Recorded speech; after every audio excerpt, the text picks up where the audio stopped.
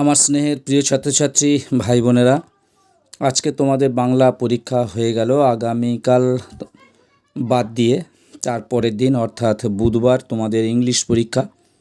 আমি সকালের একটি ভিডিওতে তোমাদের এমসিকিউগুলো সব দিয়ে দিয়েছিলাম, প্রোস পোয়েম এবং তোমাদের যে ড্রামা প্রপোজালটি আছে।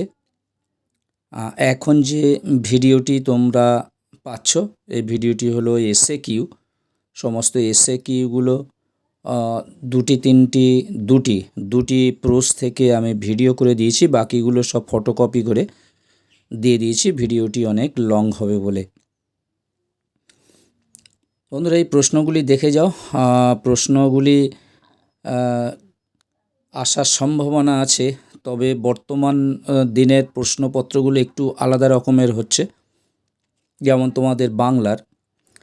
তোমাদের বাংলার উৎসব যে রচনাটি পড়েছিল, এটি গত বছর হয়তো পড়ে গেছিল, তার 1-2 বছর আগে পড়েছিল, আবার ফের এবছরে বাংলার উৎসব দিয়েছে। কেন যে এই রকম প্রশ্ন করছে আমার নিজের মাথায় আসছে না। যাই হোক, মোটামুটি তোমাদের অন্যান্য দিক থেকে গল্প এবং তোমাদের যে গদ্য এবং পদ্য তবু ঠিক আছে, গদ্যটা একটু উল্টো প্রশ্ন এসছে, অন্যান্যগুলো সবই ঠিক আছে, আর তার মধ্যে রচনাটি। যাই হোক, তোমরা যে মহাশ্বেতা দেবী রচনাটি ছিল, এটি যে পয়েন্টসগুলো দেওয়া ছিল তার উপরে একটু বিস্তার করে লিখলে মোটামুটি ওর থেকে তোমরা 50 থেকে 55% নাম্বার পেয়ে যাবে, যদি ওই পয়েন্টসগুলোর উপরে বেশ করে একটু মাথা খাটিয়ে খাতা ভর্তি করতে পারো। বন্ধুরা, আশা করি তোমাদের বাংলা পরীক্ষা মোটামুটি ভালো হয়েছে, খুব একটা খারাপ হয়নি। যাই হোক, ইংলিশটা ভালো হবে, তোমরা এই প্রশ্ন উত্তরগুলো দেখে নাও। এবং আমি চেষ্টা করব আজ 9টা, 9:30টার দিকে আরও একটি ভিডিও দিতে, যেটি তোমাদের ডিএকিউ কয়েকটি ইম্পর্ট্যান্ট প্রশ্নের উত্তর দেখিয়ে দেবো।